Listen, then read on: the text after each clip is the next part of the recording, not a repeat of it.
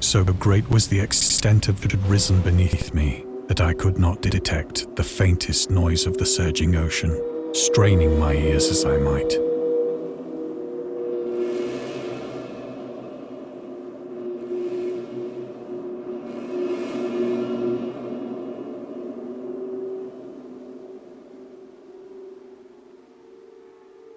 Nor were there any seafowl to prey upon the dead things.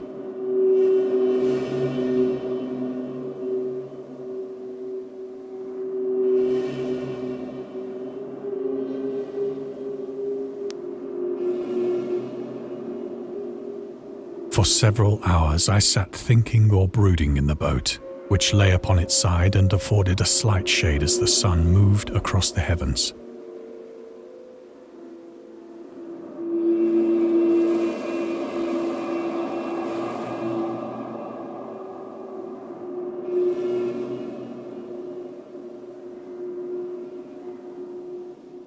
As the day progressed, the ground lost some of its stickiness and seemed likely to dry sufficiently for travelling purposes in a short time.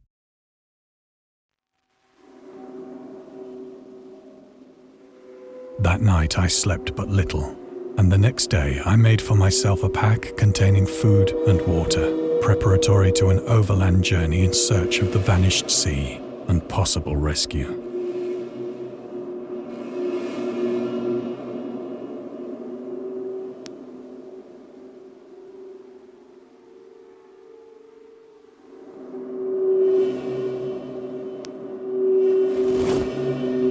On the third morning, I found the soil dry enough to walk upon with ease.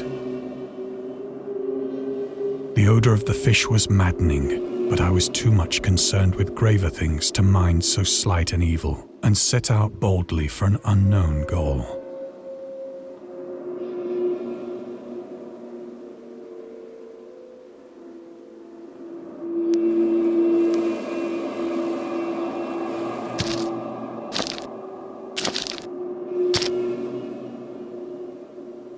All day I forged steadily westward, guided by a faraway hummock which rose higher than any other elevation on the rolling desert.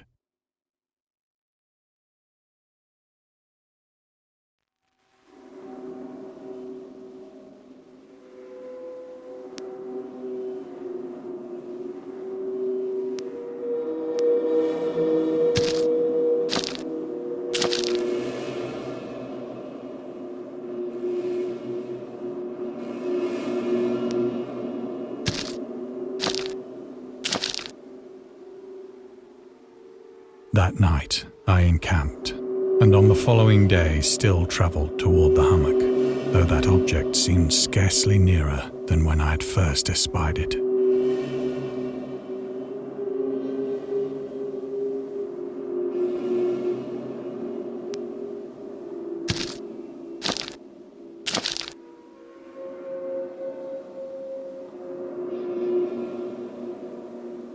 By the fourth evening, I attained the base of the mound, which turned out to be much higher than it had appeared from a distance.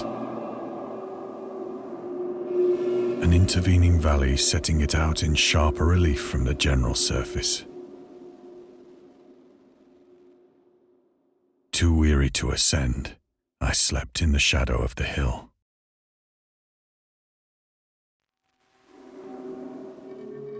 I know not why my dreams were so wild that night. But ere the waning and fantastically gibbous moon had risen far above the eastern plain,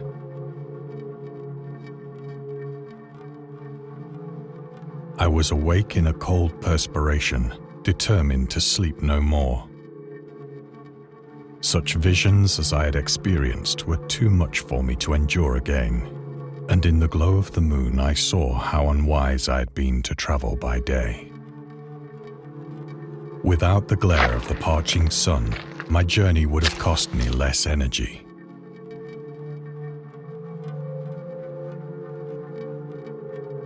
Indeed, I now felt quite able to perform the ascent which had deterred me at sunset. Picking up my pack, I started for the crest of the eminence.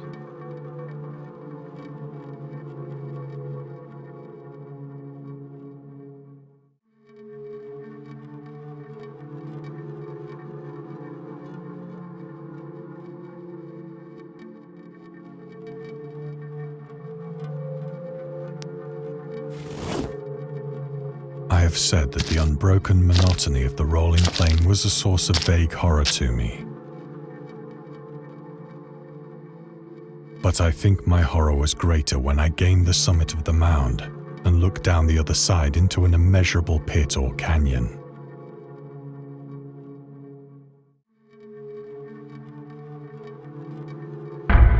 Whose black recesses the moon had not yet soared high enough to illumine.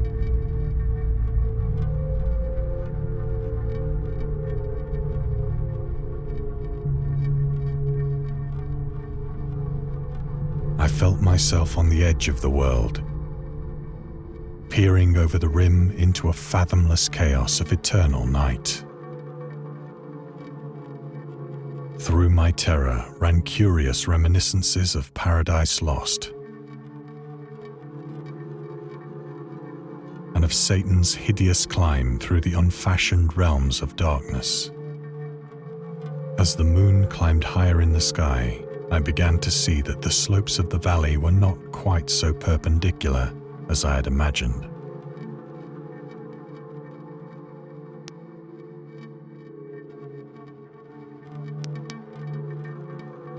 Ledges and outcroppings of rock afforded fairly easy footholds for a descent.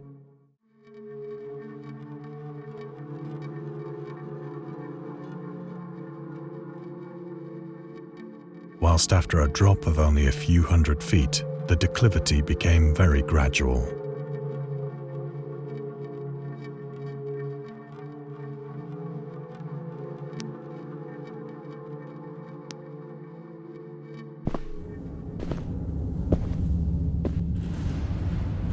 Urged on by an impulse which I cannot definitely analyze, I scrambled with difficulty down the rocks and stood on the gentler slope beneath.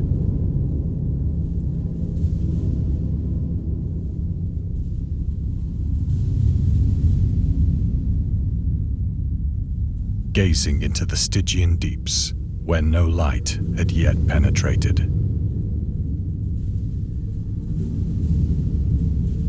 All at once, my attention was captured by a vast and singular object on the opposite slope, which rose steeply about 100 yards ahead of me.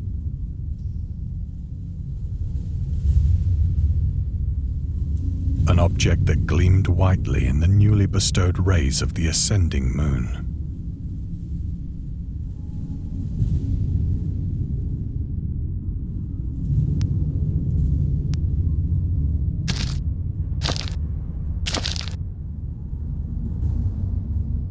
That it was merely a gigantic piece of stone, I soon assured myself.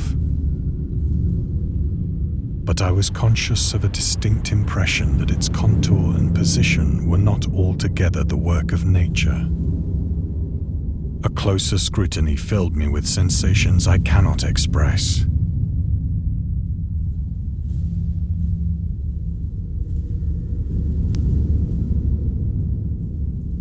For despite its enormous magnitude and its position in an abyss which had yawned at the bottom of the sea since the world was young,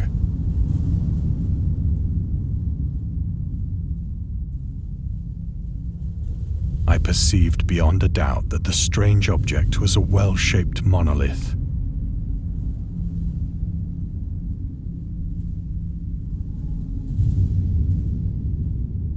Whose massive bulk had known the workmanship and perhaps the worship of living and thinking creatures.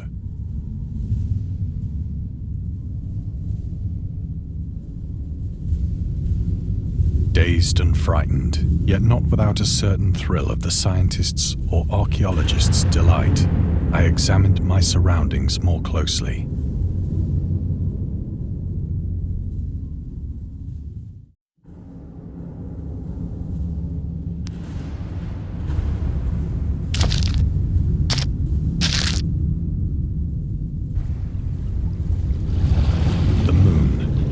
The zenith shone weirdly and vividly above the towering steeps that hemmed in the chasm,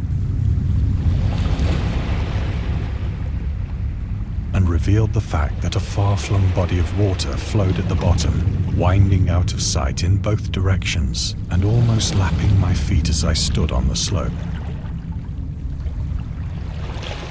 across the chasm, the wavelets washed the base of the Cyclopean monolith,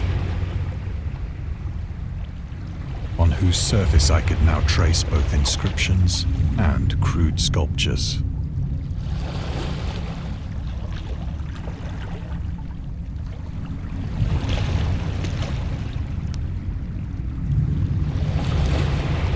The writing was in a system of hieroglyphics unknown to me and unlike anything I'd ever seen in books.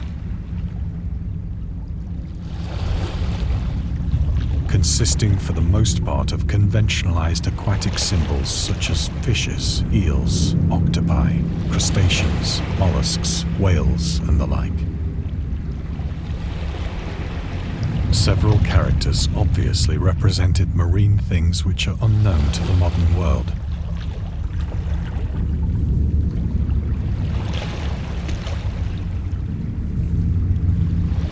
But whose decomposing forms I had observed on the ocean-risen plain.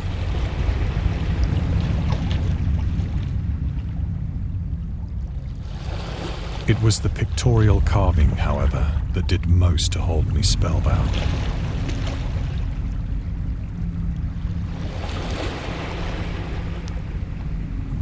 Plainly visible across the intervening water on account of their enormous size were an array of bas-reliefs whose subjects would have excited the envy of a Doré.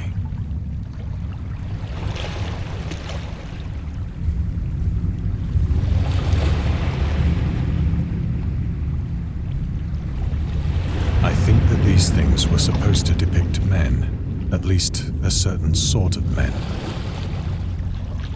Though the creatures were shown disporting like fishes in the waters of some marine grotto.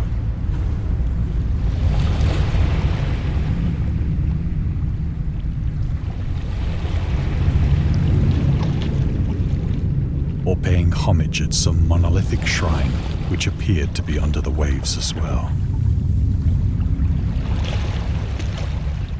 Of their faces and forms I dare not speak in detail.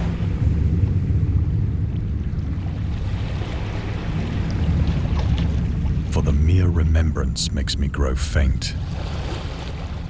Grotesque beyond the imagination of a Poe or a Bulwer.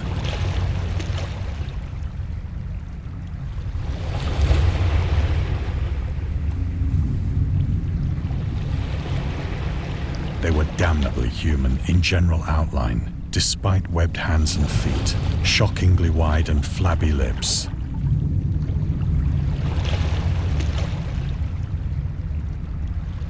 Glassy, bulging eyes, and other features less pleasant to recall. Curiously enough, they seem to have been chiseled badly out of proportion with their scenic background. For one of the creatures was shown in the act of killing a whale, represented as but little larger than himself.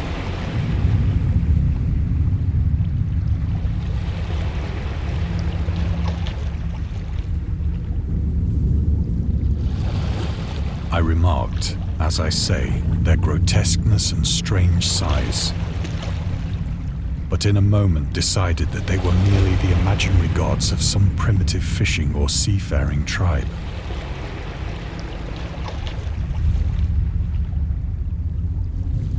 Some tribe whose last descendant had perished eras before the first ancestor of the Piltdown or Neanderthal man was born.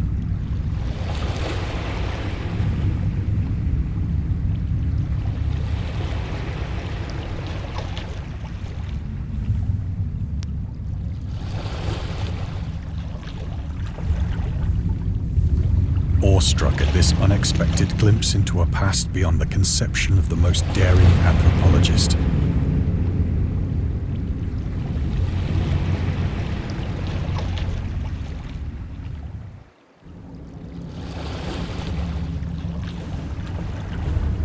I stood musing whilst the moon cast queer reflections on the silent channel before me. Then, suddenly, I saw it.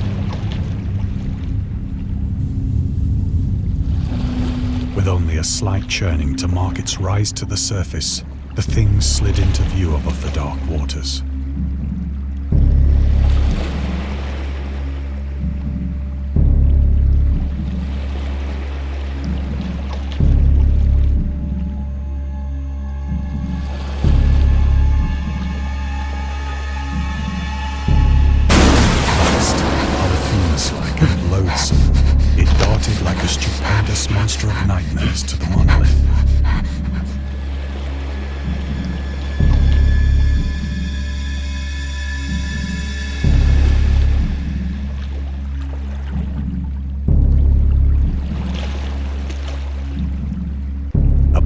which it flung its gigantic scaly arms, the while it bowed its hideous head and gave vent to certain measured sounds.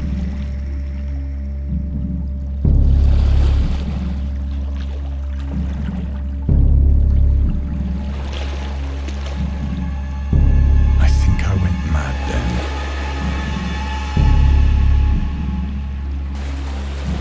Of my frantic ascent of the slope and cliff, and of my delirious journey back to the stranded boat, I remember little.